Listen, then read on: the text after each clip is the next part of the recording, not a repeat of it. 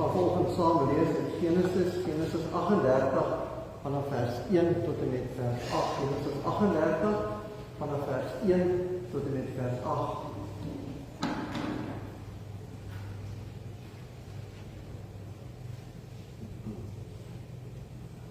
Bybel so beskoot, kom ons by die woord. Ons wonderlike Here Jesus, baie dankie vir die voorreg wat ons vanoggend het om die woord te kan lees. Here, wat ons doen, dan doen ons dit met eerbied, doen ons dit met kinderlike ontzag. En ook vir ons meer by volgende Here vra, toe ek volgende die woord met elkeen van ons sal kom praat. Ja, Here, dat jy volgende sal kom bemoedig, dat jy sal kom versterk, dat ons kan weet, Here, ons is oorwinnaars. Ons is meer as oorwinnaars. Here Jesus Christus, ons Here, wat ons die krag en die genade daartoe gee. Al die lof, al die eer aan U en aan U alleen. Amen.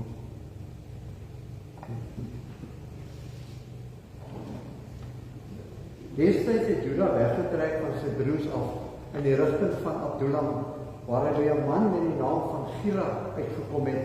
Daar het Juda vir Batsua, 'n Kanaanitiese meisie, raakgeloop en met haar getrou. Hy het met haar gemeenskap gehad en sy het swanger geword en 'n seun in die wêreld gebring. Juda het hom genoem. Sy het weer swanger geword en nog 'n seun in die wêreld gebring en hom Onan genoem. Juda in Kesef was, het sy weer 'n seun in die wêreld gebring en hom Sela genoem. Juda se oudste seun laat trou met Tamar. Maar Juda se oudste seun was in die oë van die Here 'n slegte man en die Here het hom laat sterf. Toe sê Juda vir Onan: "Gaan na jou broer se weduwee toe, jou skoonsister, en trou met haar en sorg dat daar kinders gebore word vir jou broer." Net tot sover. So baie mense in die lewe van vandag plaas so maklik vir ander mense in boksies, in kompartemente. Want jy sien volgens hulle oordeel is die ander persoon nie geskik of nie bevoegd of nie goed genoeg vir 'n sekere taak of 'n opdrag nie. Maar dit is ook so dat baie keer dat mense self, in baie gevalle, dink mense in hulle eie oë en volgens hulle eie oordeel, dat hulle ook nie goed genoeg is nie of bevoeg is vir een of ander taak nie. En dit gebeur nogal baie, veral omdat ons as mense is ons maar geneig om ons so met ander mense te vergelyk, om onsself so te weeg teenoor ander mense. Maar in beide hierdie gevalle wat ek vanoggend vir julle genoem het, maak dat sulke mense hulle onttrek. Maak dat sulke mense glad nie meer betrokke wil wees nie, omdat hulle dan volgens ander mense se oordeel of volgens hulle eie oordeel nie goed genoeg is nie. En dit maak, my liewe broer en suster in Jesus, dat ons so baie eensame mense kry. So baie mense kry wat regtig eensaam en alleen is omdat hulle self onttrek. Daarom is die tema van die boodskap vanoggend: in God se oë is jy goed genoeg. In God se oë is jy goed genoeg. Ek wil vir jou vra dat jy hierdie hoofstuk Genesis 38 wat ons vanoggend net die eerste 8 verse gelees het, dat jy by die huis die hele hoofstuk sal gaan lees en dat jy dit weer sal oordink en dit wat ons vanoggend dan met mekaar gedeel het, dat jy dit weer net regtig weer mooi daarna sal kyk. Want jy sien, hierdie hoofstuk 38 is vir my een van die eienaardigste hoofstukke in die Bybel. Want die plek en die konteks waarin hierdie gedeelte staan, maak dit vir my 'n uitsonderlike gedeelte. Want jy sien, hierdie hoofstuk 38 is in die middel van die geskiedenis van Josef. En van Josef weet ons mos baie. Ons weet mos Josef is die man met die veelkleurige kleed, die man wat baie drome gedroom het. Josef is die man wat oor Egipteland geheers het en hy wat in daardie tyd vir die nabye ooste het hy hulle van hongersnood het hy hulle verlos. Josef was 'n man wat baie magtig was in die hande van die Here. Die skrywer skryf in Hoofstuk 37 skryf oor die geskiedenis van Josef. En dan ontbreek hy homself hier in Hoofstuk 38 as hy skryf oor die geskiedenis van Josef se broer Juda. En dan van hoofstuk 39 tot en met hoofstuk 46 gaan hy weer verwys net na die geskiedenis van Josef. So ek het gesê, dit is vir my nogal, dit is vir my baie vreemd. Hy is nou besig om met al die mooi dinge van Josef, die lewe van Josef te skryf. Hoekom wil hy dan homself dan nou onderbreek hier in die middel van Josef se geskiedenis en dan iets oor Juda sê? Maar hy sê, my liewe broer en suster in Jesus, hierdie skrywer het 'n wonderlike boodskap in gedagte gehad, ondersteunende leiding van die Heilige Gees, toe hierdie stukkie geskiedenis van Juda in die middel van Josef se geskiedenis ingedruk het. En ek wil graag vanoggend bietjie daarna kyk.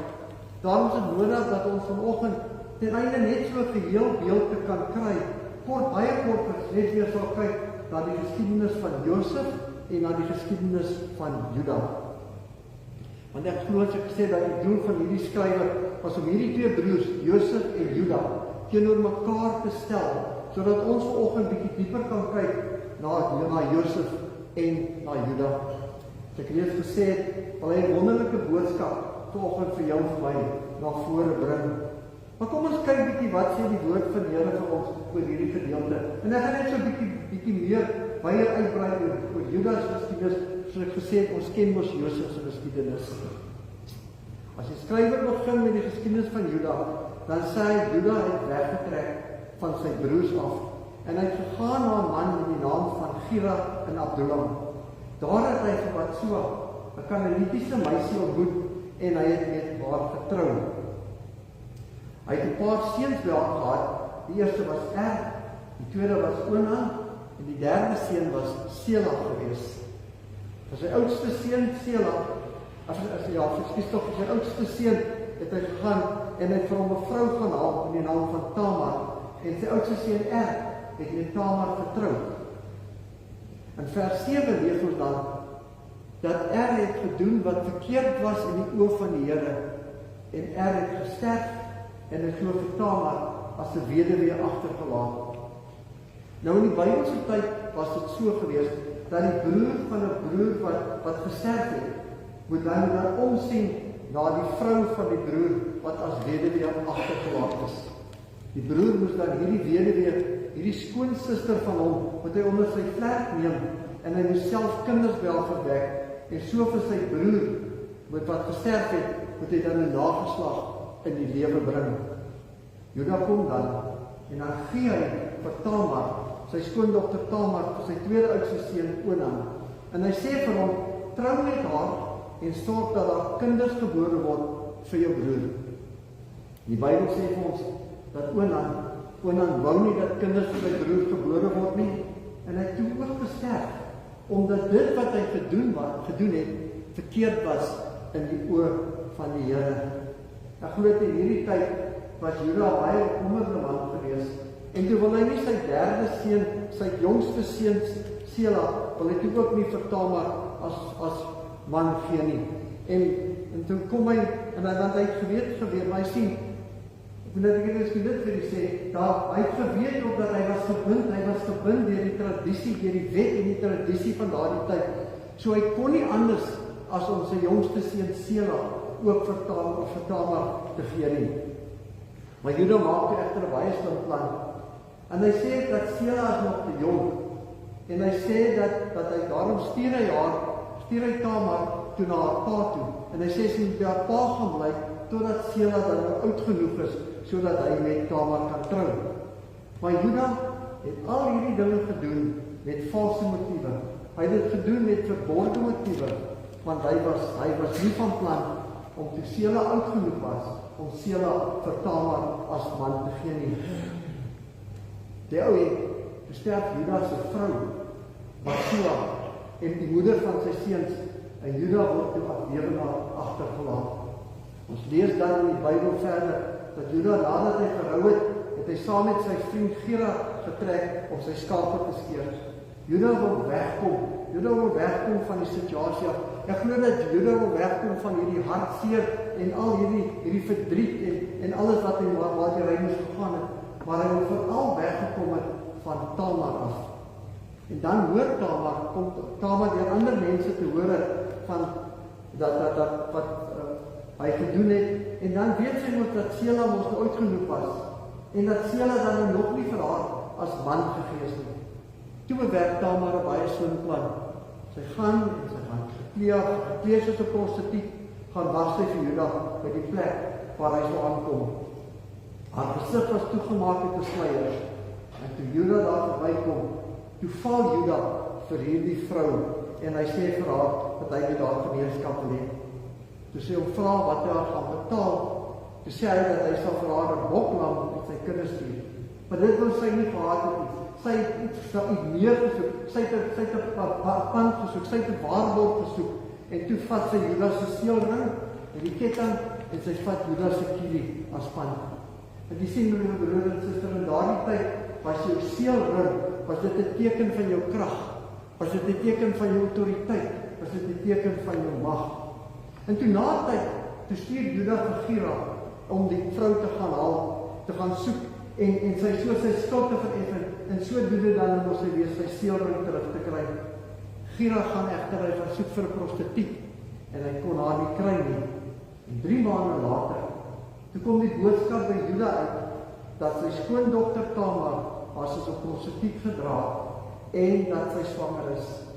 So my broer en suster, kan jy sien, dis net een groot bymekaarspel, onsedelikheid van 'n man, wat val vir 'n prostituut, seuns wat nie gehandel het, wat reg is in die oë van die Here nie.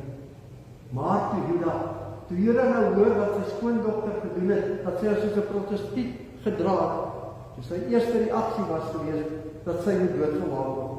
Sy moet verbrand word oor haar onsedelikheid. En dan kom die boodskap by Juda uit, dat sy skoondogter 'n tweeling verwag, en dat daardie tweeling wat sy verwag, syne is. En toe erken Juda skuld. En Tamar het by hom gebly, en die 2 seuns is gebore. Dit in kort, my broer en suster, dis die geskiedenis van Juda, wat soos in ons in 38 dit vind, 'n bymekaar en 'n onsedelike lewe.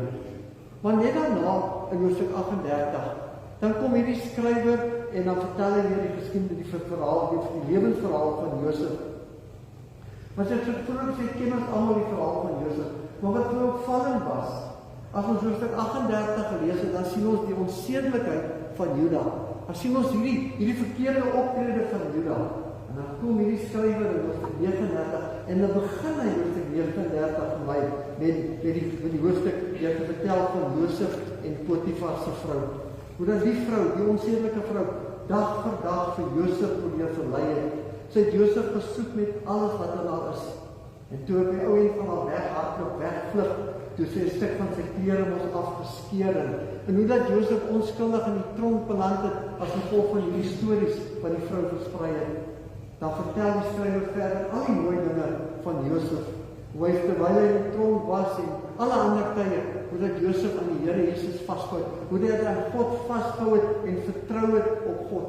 Ja, hoe wonderlik sy verhouding met die Here God was, hoe hy kuis gebly het en sy geloof in die Here God gestel het. Liewe broer en suster, kan jy sien hierdie skrywer, wat doen hierdie skrywer?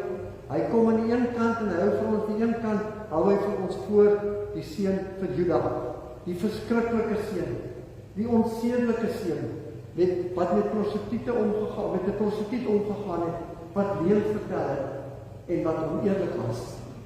En aan die ander kant kom hierdie skrywer en hy hou vir ons die voorbeeldige seun Josef, wat al die wonderlike dinge gedoen het, wat self bereid was om tronk toe te gaan vir die Here se saak, wat net vir homself geleef het nie. Met die afspeel van hierdie 2 broers teenoor mekaar, met hierdie skrywer iets baie wonderliks in gedagte. Maar ek dink vanoggend die eerste gedagte wat vanoggend by jou en by my opgekom het, toe ons na hierdie lewensverhaal van Juda en die lewensverhaal van Josef geluister het vanoggend, is dat ons nie soos Juda wil of moet wees nie. Dat ons nie so onsedelik soos Juda moet leef nie. Dat ons nie al hierdie verkeerde dinge moet doen wat Juda gedoen het en wat sy seuns gedoen het nie. Hoe lei die spreekwoord lei ons met 'n aardkie na sy vaartjie. Want dit blyk vir my, dat Juda nie sterk lewensbeginsels in sy binneste gehad het nie. Want hy het dan niks verkeerd gesien om met 'n prostituut om te gaan nie. Hy het skynbaar hierdie opvoeding, hierdie gedrag, het hy skynbaar aan sy seuns oorgedra, want hulle het dinge gedoen wat nie vir die Here aanneemlik was nie. So is 'n gesin uit mekaar gedryf en so het mense gesterf. Miskien wil die Bybel vanoggend vir jou en vir my kom sê dat ons moet wees soos Josef. Ja, dat ons nooit moet toegee aan versoekings en verleidings nie. Al kom watter versoekings en watter verleidings ook al jou en my pad langs. Al kom watter omstandighede in ons pad langs. Ons moet vas staan vir die naam en die saak van die Here. Miskien wil die woord van die Here vanoggend in hierdie gedeelte miskien vir jou en my kom sê dat volgens die loon van die sonde is die dood. Judas se seuns het as gevolg van hulle sonde het hulle gesterf. Aan die ander kant is die loon vir die wat goed doen. Is die loon vir die wat reg doen, is dit 'n verering en 'n opheffing van die Here God. Die Here God haal vir Josef uit die tronk uit en hy maak hom die tweede grootste heerser, eintlik die nommer 1 heerser van die Farao het toegelaat dat Josef maar al die besluite kon neem. My broers en susters, ek het gesê, hierdie daarin is baie dieper as dit wat ek vanoggend tot dusver aan die voorgehou het. Iets baie dieper wat hierdie skrywer vanoggend by jou en by my wil tuisbring. En die boodskap vanoggend is in Jesus Christus te vind. Die boodskap wat hierdie skrywer vir jou en vir my in hierdie twee gedeeltes wil inhou, is in Jesus Christus te vind. Dis nodig, ek net van kyk vanoggend na die nageslag van Josef en die nageslag van Juda. As ek nou vanoggend, as jy nou hierdie lewensverhaal gehoor het van Juda en die lewensverhaal van Josef, en ek sou nou nie die geskiedenis verder geken, en ek sou vanoggend nou vir die gevra, uit wie se nageslag die Here Jesus Christus gebore moes word? Uit die nageslag van Juda of die nageslag van Josef? Wie sou jy vanoggend gekies het? Ek glo dat elkeen van ons hier, as hierdie lewensverhale gehoor en geluister het, dan sou u vanoggend vir Josef gekies het. Maar weet jy wat die Here God? Hy kies vir Juda. Ja, die Here God kies vir Juda. Die dag die Jakob sy hande op sy seuns gelê het en hulle geseën het, toe seën hy Juda as hy die eerstgebore seun is. En hy sê vir hom, jou broers sal voor jou buig en jou broers sal voor jou buig en sal jou dien. Want jy sien, Juda het geweet, uit sy nageslag sou Dawid gebore word. En uit die nageslag van Dawid sou die leeu van die Juda stam gebore word. Jesus Christus, ons verlosser, ons redder en ons saligmaker. Om die waarheid te sê, in die verdere geskiedenis van Israel, dan word Josef se naam net so nog 2 keer verder genoem. Maar die naam Juda wat voortgegaan reg deur die Bybel tot en met die geboorte van die Here Jesus Christus. God kies vir Juda. Op grond waarvan? Op grond waarvan? Hoe kon die Here God dit gedoen het? Hoe kon hy vir Juda bo Josef verkies het? Op grond waarvan? Of hoe kies God mense? Het jy ooit, my broer en suster, het jy ooit gaan sit en dink, op grond waarvan kies God mense? God kies definitief nie mense op grond van hulle wonderlike eienskappe nie. Definitief nie op grond van hulle wysheid nie, want dan sou hy mos definitief vir Josef gekies het. Josef was die slimste man van sy tyd, 'n man van aansien. Hy was die heerser en almal het geluister as Josef gepraat het. Maar ten spyte van dit alles, kies God hom nie, hy kies vir Juda. So God kies daar definitief nie op aansien. God kies ook nie op grond van goeie werke nie. God kies ook nie op grond van vroomheid nie. Want as hy, van daar was nie nog iemand wat so vroom soos Josef geleef het nie. Want ek vanoggend vir u sê, liewe broers en susters, waarop kies God 'n mens? God kies 'n mens bloot op grond van sy genade. Bloot op grond van sy genade kies hy vir die mens. Maak nie saak wie jy is nie. Dit maak volgens nie saak wat jy is nie. Dit maak volgens nie saak wat jy gedoen het of wat jy nie gedoen het nie. God kies net op grond van sy genade en van sy genade alleen. Dwars deur die Bybel se ons. God gaan en hy gaan al die swaksteen uit as hy op grond van die wonderlike eienskappe van mense gehandel het en gekies het, dan sou God ons net die beste gaan uithaal het. Maar nee, my broer en suster, God gaan haal altyd die swakste een. Hy gaan haal vir Moses, 'n man wat nie eers kon praat nie. Hy gaan haal vir Gideon, en Gideon sê, van al my pa se kinders het ek die minste aansien.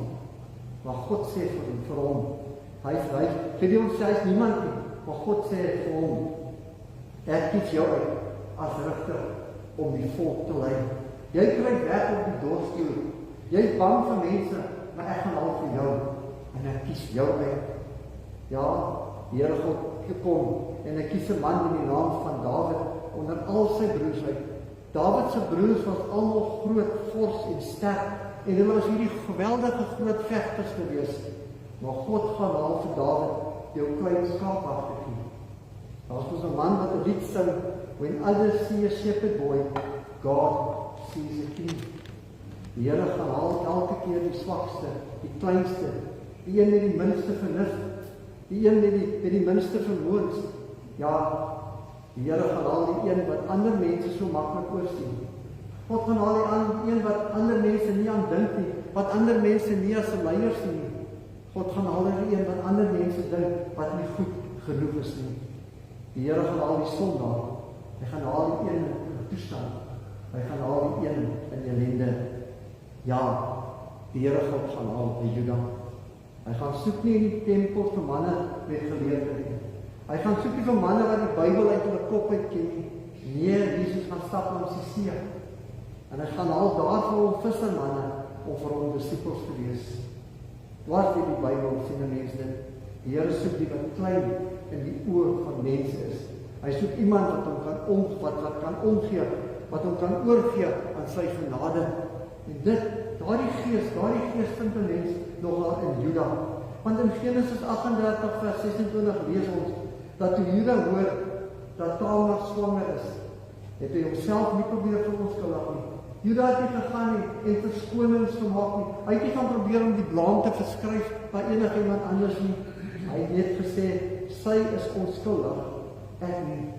Ek moes my seun Sela as man aan haar gegee het. Toe Josef in Genesis 44 vir Benjamin as slaaf wil neem, was dit Juda wat dadelik ingetree het, en hy het by Josef gaan pleit, en by Josef gaan soebat, dat Josef eerder hom as slaaf moet neem. Want jy sien, Juda wou nie weer dat hulle pa Jakob dieselfde hartseer, dieselfde verdriet moes deurgaan wat hy beleef het toe Josef weggeraak het. Sien maar, liewe broer en suster in Jesus, met al die dinge wat Juda beleef en ervaar het, kon hy gedink het, ek is swak. Hy kon gedink het, ek is niemand, ek is niks, ek is niemand. Hy kon het reg seker uitgeroep het, ek het die Here God nodig in my lewe. Juda was daardie oomblik swak en platgeslaan, maar God het hom gekies. So my liewe broer en suster, net soos wat die Here Jesus, dis wat die Here God vir Juda gekies het, net soos wat hy vir Dawid gekies het, net soos wat hy vir Gideon en vir Moses en al die ander mense gekies het, so wil die Here God jou, vanoggend kom kies. Ja, jy mag miskien vanoggend dink, jy is nie goed genoeg nie. Jy mag miskien vanoggend dink in jou eie oor dat jy niks is nie, dat jy nou niks lyk nie. Daarom dink jy miskien vanoggend, kan jy nie een of ander aksie van die gemeente betrokke raak nie, want daar is ander mense wat meer bekwaam is, daar is ander mense wat dit beter as jy kan doen. Jy dink miskien daarom kan en mag jy nie op die kerkraad nie, of kategese gee nie. Jy dink miskien vanoggend, en daar is soveel aksies in ons mense, voortdurend word daar gevra vir mense om te kom help, mense om een of ander bydrae te kom lewer, of dit is om te kom verf, of wat het ook al is. Dan dink jy miskien, nee, ek is nie goed genoeg nie, ek kan nie gaan nie, ek is nie goed genoeg nie, ek kan nie dit doen, of ek kan nie dit doen nie. Nee, die Here kies jou vandag. Hy wil jou bekwaam om 'n bruikbare instrument in sy hand te wees. Hy wil jou gebruik net soos wat jy is, want jy is kosbaar en jy is bevoegd in sy oë.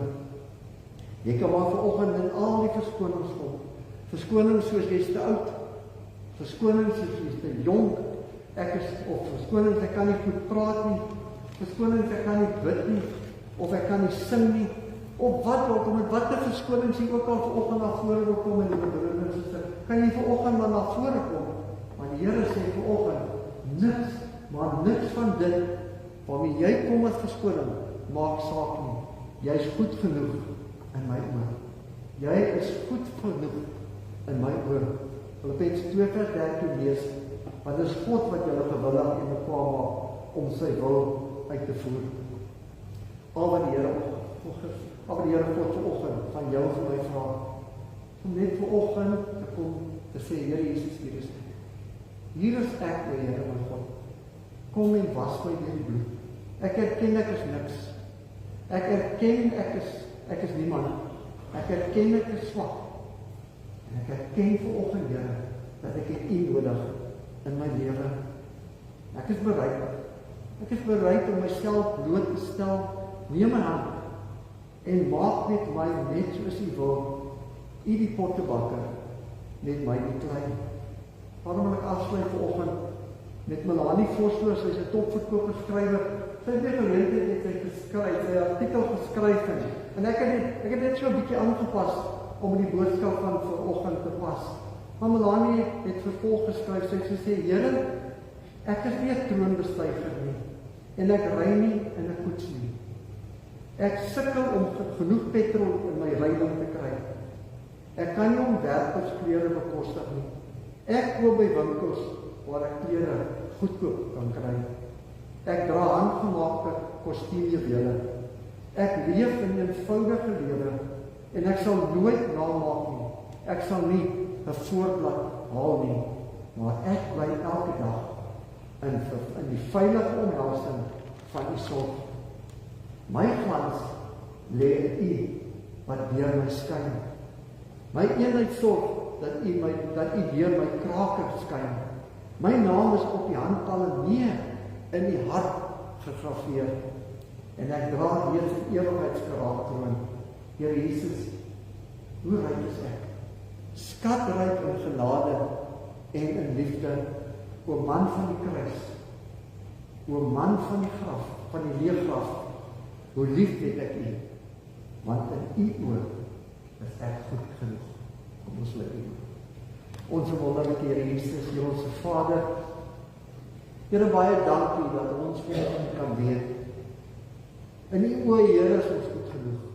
Here, dat ons kan weet vanoggend dat in U oë is ons oorwinnaars, is ons meer as oorwinnaars oor elke situasie, oor elke omstandigheid, maar ook Here, is ons bruikbare instrumente in U hand. Dis my gebed vanoggend, Here, as daar nog iemand is wat twyfel, wat vanoggend nog onseker is, Here, dat U vanoggend vir hulle ook sal kom optel op Aaronsvlerke, dat U hulle sal laat uitstyg, Here, ver bo daardie minderwaardigheidsgevoel wat hulle soms so wil oorweldig, en dat hulle kan sê, met my hand, in Jesus hart, is ek oorwinnaar. Soos het daarop gesê, loop ek 'n bendestorm, spring ek oor 'n muur, want my God gee my die krag, my God hou my vas, en daarom, Here, is dit my gebed, dat hier in ons gemeente in Botha rus, mense na vore sal kom, Here, en dat hulle self beskikbaar sal stel, om in die diens te kan wees, om Here, om dinge te kan doen, tot die eer en die uitbreiding van die koninkryk. En daarom, Here, om dit te kan doen, is ook nodig dat ons net vanoggend opnuut na onsself ondersoek en na ons eie lewe sal kyk, en sê, Here, hier is my lewe, neem my lewe, Here, neem my lewe, neem my stem, neem my alles, Here, neem dit tot die eer, en gebruik my as instrument in die hand, en ons vra dit in die wonderlike naam van Jesus Christus, ons Here. Amen.